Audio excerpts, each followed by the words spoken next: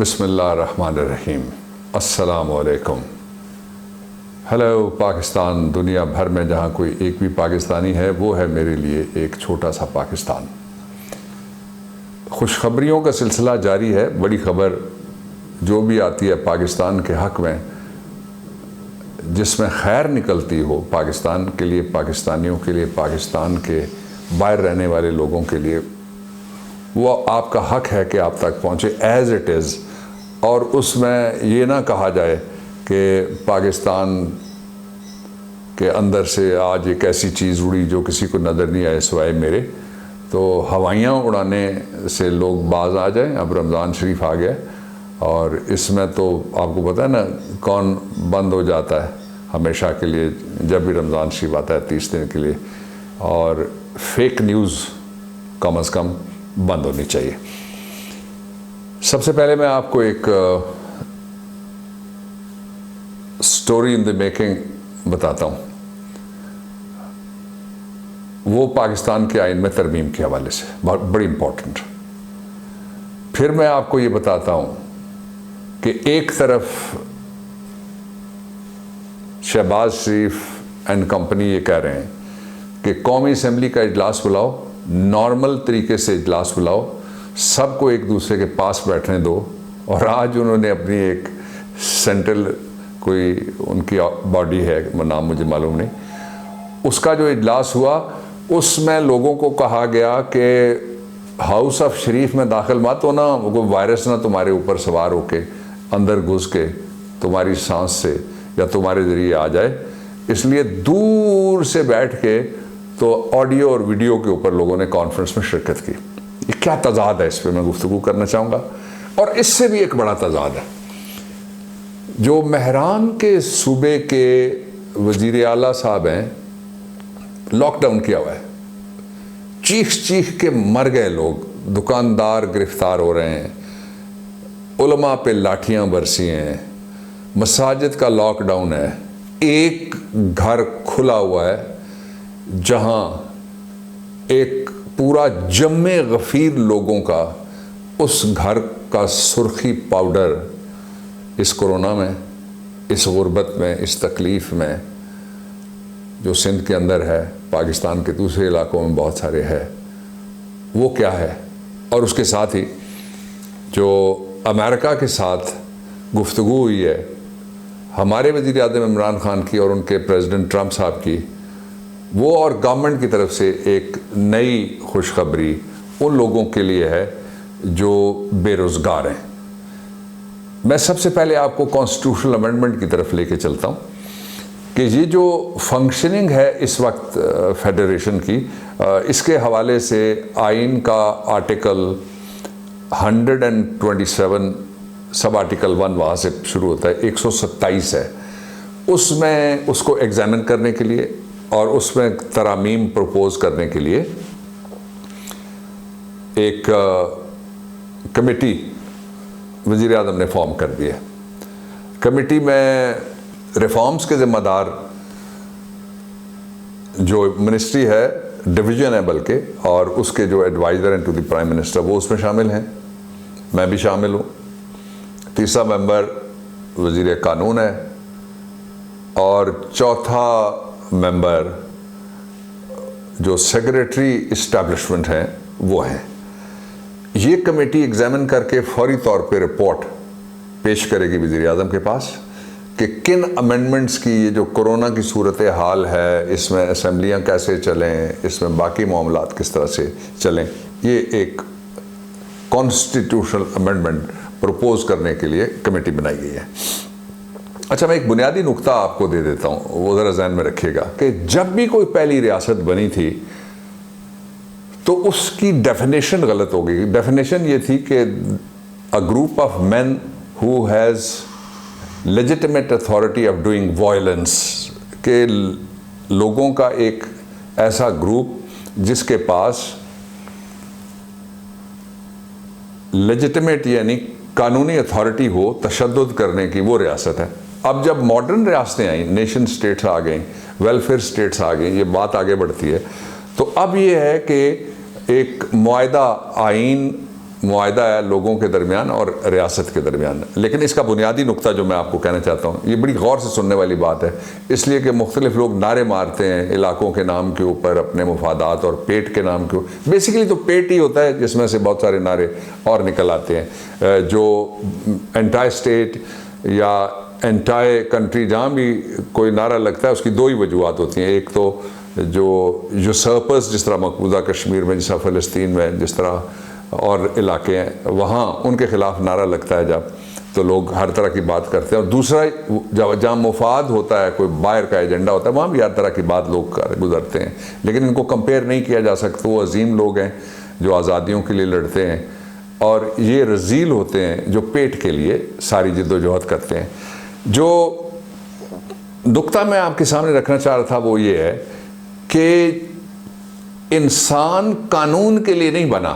میں دنیاوی قانون کی بات کر رہا ہوں. قانون انسان کے لیے بنتا ہے تاکہ بڑے اور چھوٹے، غلط اور صحیح، طاقتور اور زیر دست اور زبردست، ان کے درمیان ایک توازن قائم رکھا جا سکے. جہاں توازن خراب ہوتا ہے، حالات آگے جاتے ہیں، تو قانون میں ترمیم ہوتی ہے. آئین بھی ایک آرگینک فیوچرسٹک ڈاکیومنٹ ہے. اس میں بھی ترامیم بہت ساری ہر ملک میں ہوئی ہیں، اور یہاں پاکستان میں بھی جو گنجائش ہے اس کے لیے یہ کمیٹی بنی ہے. لیکن یہ ہے اس کے دور رس نتائج. یہ میں آپ کو تھوڑا سا ہنٹ کر دیتا ہوں. اب میں آپ کو لے کے چلتا ہوں ایک دوسرا جو پہلو ہے، وہ یہ ہے کہ پاکستان میں اس وقت اپوزیشن کی جو دو بڑی سیاسی جماعتیں اور باقی سارے بھی اس بینڈ ویگن میں شریک ہیں. مطالبہ کرنا سب کا رائٹ ہے، کوئی حرج نہیں ہے. مطالبہ یہ کیا جا رہا ہے کہ قومی اسمبلی میں جتنے اجلاسوں میں شریک ہوں، ایک اب منڈے کو بھی آ رہا ہے، پھر ایک ویڈنسڈے کو بھی ایک اجلاس ہے، تو وہ سارے کیا کہتے ہیں؟ اجلاس کہتے ہیں جی کہ بزنس ایز یوزول ہے اور ہمارا ایمان مضبوط ہونا چاہیے. یہ لفظ استعمال ہوئے ہیں، اور اس لیے سب کو بلاؤ. اور میرا موقف وہاں وہی تھا جو عمران خان کا ہے، حکومت پاکستان کا ہے، کہ لوگوں کی زندگیوں سے نہیں کھیلا جا سکتا. پہلے کرنی پڑے گی، جو گورنمنٹ تیار ہے ہر طرح سے اجلاس بلانے کے لیے. پہلے جو رسک اسیسمنٹ ہے وہ کسٹوڈین دو ہیں، چیئرمین سینٹ صاحب ہیں اور اسپیکر نیشنل اسمبلی. وہ رسک اسیسمنٹ کرائیں کہ کتنے لوگ ہوں گے، کیا ہوگا، کیا کیا رسک انوالوڈ ہیں، اور پھر جو رسک مینجمنٹ اس کے بعد ہے وہ بھی آتی ہے. لیکن آج شہباز شریف صاحب نے کمال کیا، آپ کو پتہ نا کمال کرتے ہیں یہ دونوں بھائی.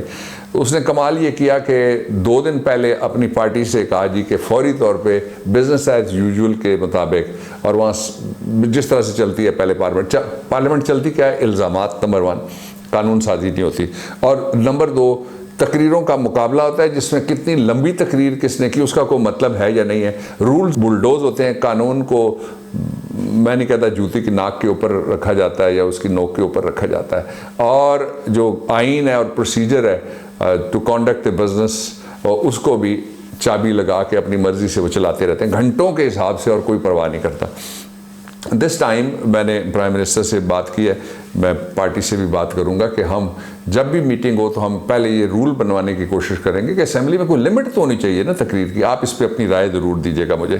تو انہوں نے لوگوں کو کہتے ہیں بزنس ایز یوزول کے مطابق آپ اسمبلی میں آ جائیے، وہاں بیٹھ جائیے، اور پھر اپنی زندگی قربان کرنے کے لیے آپ تیار ہو جائیں. تو خود اس طرح پتہ لگتا ہے کہ کس طرح فیس ماسک نہیں، کوئی گیس ماسک پہنا ہوا ہے اور عجیب و غریب قسم کے اولیے بنا کے بند کمرے کے، بند حویلی کے، بند جو سرکاری خرچ پہ بننے والی بڑی اونچی دیوار ہے اس کے اندر بیٹھ کے اپنی پارٹی کی سینٹرل ایگزیکٹو سے انہوں نے خطاب کیا ہے. تو اس پہ بھی تبصرہ تو بنتا ہے نا. میں تبصرہ نہیں کر رہا، میں تو آپ کو بتا رہا ہوں کہ کس طرح سے ہوا ہے. اور پھر لوگوں کو منع کرایا گیا، کسی سے وہ ملتے نہیں ہیں، اندر بیٹھے ہوئے ہائبرنیشن، اور کہتے یہ تھے کہ میں کورونا سے لڑنے کے لیے جا رہا ہوں اور میرے پاکستانیوں میں آ رہا ہوں. اور جس رفتار سے وہ بڑے باہر گئے اسی رفتار سے آ کے یہ اندر چلے گئے. وہ اندر سے مراد وہ دوسری، اس میں گورنمنٹ کا کوئی عمل دخل نہیں ہے، وہ احتساب کا ادارہ جانے، ان کے مقدمات جانے، ان کے دفاعی وکیل جانے، اور یہ خود جانے.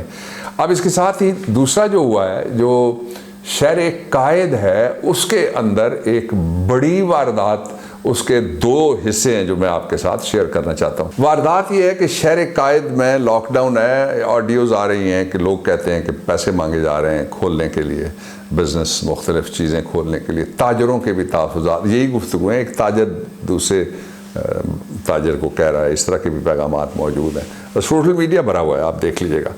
تو ایک طرف سارا کچھ بند ہے، اور مزدور دیہڑی دار وہ سارے کے سارے، اور جو کراچی ہے شہر پاکستان ہے، پورے پاکستان کے لوگوں کا برابر حق ہے، اور وہاں لوگ جاتے ہیں روزگار کے لیے۔ بے روزگاروں کے وہاں لائنیں لگی ہوئی ہیں، اسی وجہ سے زیادہ ہوتی ہے بے روزگاری، جو ٹرانزٹ کر کے لوگ آتے ہیں اور وہاں اس شہر کو، اس کو پناہ گاہ سمجھ کے وہاں پہ آ کے قیام کرتے ہیں۔ یہ سارا کام بند ہے، کس کے لیے؟ غریب کے لیے۔ روٹی، کپڑا، مکان، کاروبار، روزگار، دیہڑی دار، ریڑی بان، غیر قانونی صحیح پتھارے دار اور دکاندار، یہ ساری 10 کیٹیگریز ٹوٹل بند ہیں۔ ایک سی ایم ہاؤس، اس میں نیا فرنیچر، نیا رنگ روغن، نئی بتیاں، نئی لائٹیں، اور خزانے کا منہ کھلا ہوا ہے، اور محکمہ سندھ کی طرف سے ڈائریکشن ہے کہ 1.5 کروڑ روپے تو انیشلی جاری ہوئے ہیں، ذرا اندازہ لگائیے گا، 1.5 کروڑ روپے، کتنے لوگ اس میں کھانا کھا سکتے ہیں، کتنے لوگ اس میں نان، چاول، دال کھا سکتے ہیں۔ اور وہ ہر وقت کہتے رہتے ہیں کہ وفاق سے اور ہمیں پیسے چاہیے، لگتے کس جگہ ہیں وہ آپ نے دیکھ لیا۔ اور آخری بات میں آپ کو بتانا چاہتا ہوں کہ حکومت نے مختلف کمپنیوں سے جو بے روزگار ہونے والے افراد ہیں، وہ مالی معاونت اور پیکج یہ ہے جو عمران خان نے کہا ہے، اس کے تحت لاکھوں لوگوں کو حکومت مدد فراہم کرے گی، اور یہ پیکج آج سے کچھ دن بعد یعنی مئی کے پہلے ہفتے میں لانچ کر دیا جائے گا۔ خوش رہیے اور رمضان کے استقبال کی تیاری کیجیے۔ کچھ گھنٹے بعد روزہ آئے گا۔